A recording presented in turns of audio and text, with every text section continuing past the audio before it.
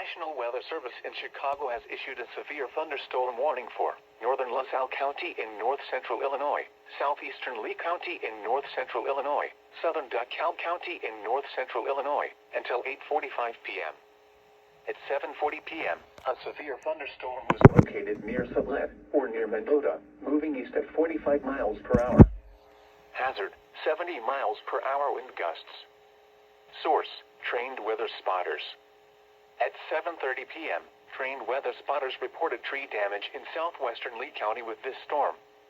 Impact, expects considerable tree damage. Damage is likely to mobile homes, roofs, and outbuildings.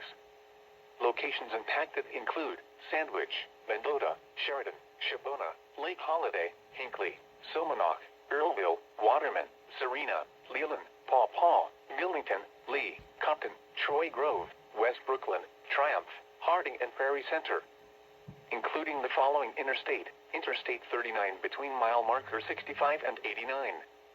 This includes Sandwich Fairgrounds and Tri-County Fairgrounds. For your protection, move to an interior room on the lowest floor of a building.